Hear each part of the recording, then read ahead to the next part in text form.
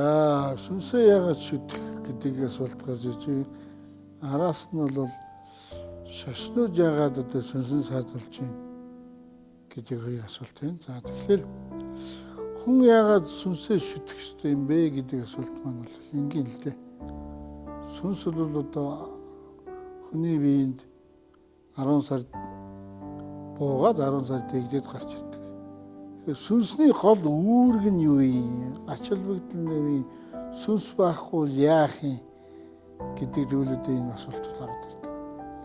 Тэгэхээр ерөөсөө сүнсний үүрэг бол энэ биеийг эрчим гэрэл энергиээр хангаж өгөх. Нэг өсөндөө бол энэ биений нэг өсөндөө захилгаан станц гэсэн. Тэгэхээр захилгаан станц байхгүй бол одоо тэгээд одоо энэ бие байхгүй шүү дээ. Ажиллахгүй шүү дээ.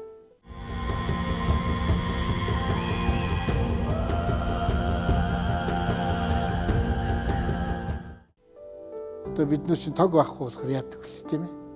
Хоол ундаа хийж чадахгүй. Бүхэл юм тогнд баригдсан мэдхтэй адилхан.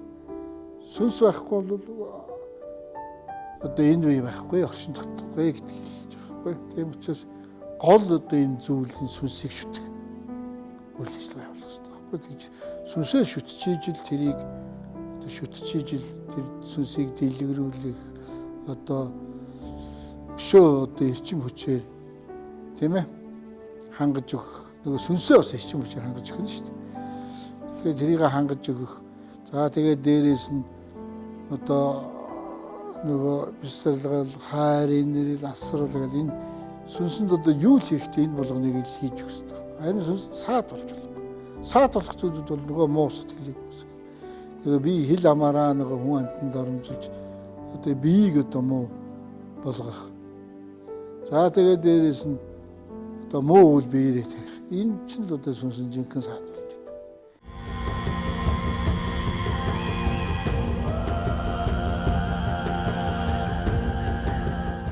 Сүнс өөрөө ийм цагаан гэрэл гэдэг байхгүй. Өөрөө цагаан гэрэл. Тэгэхээр сүнс өөрөө энэ ариун зүйл.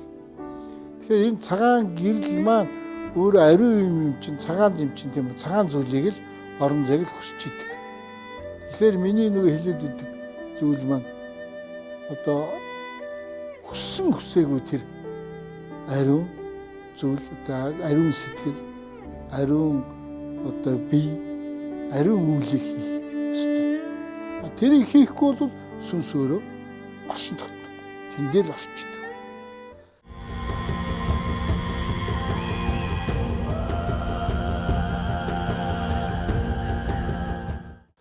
Тэр орон зайг бэлдэж өгöd байхлаа сүнс улам л сайхан дэлгэж гэрлээ асааж улам энэ биеийг ирчлэг одоо хүчрхэг тийм ээ сүр хүчтэй сайхан одоо хиймэрлэг болгож өгдөг байхгүй. Тэгэхээр энийг л ерөнхийдөө хэлж байгаа юм. Тийм учраас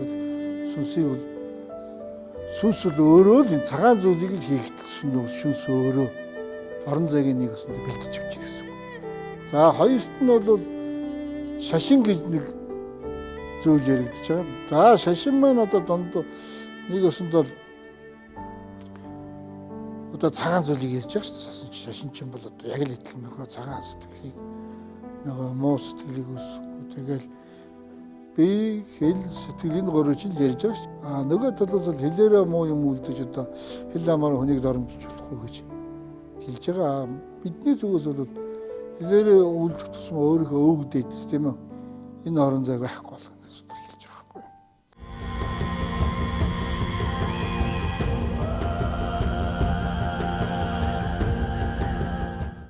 Хоёрт нь бол одоо сэтгэлээрээ муу юм үлдэх гэж байгаа. Шашин бол одоо муу сэтгэлийг авч болохгүй, муу сэтгэлийг хийж болохгүй гэж байгаа. Бид бол яг манай зүгээс бол яг сэтгэлээрээ муу юм үлдвэл яг сүнсний орон зай хаач гэл. Биднээс л одоо сүнстэй холбогдож байна.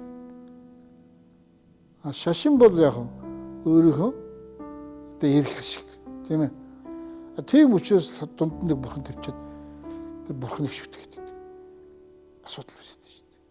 Тэгэхээр чи тэр өөрөө тэр эрчим энергийг гаргаж үйлдвэрлэж явуулж байгаа сүнс маань тийм үү?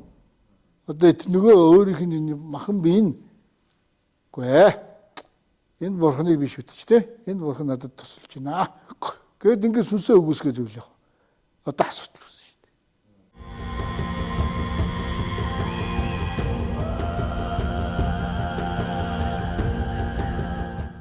Ер нь бол хүссэн хүсээгүй сүнсийг одоо ингээд шүтнэ гэвэл та яг л энэ цагаан зүйлийг л хийхгүй гэх юм уу байна.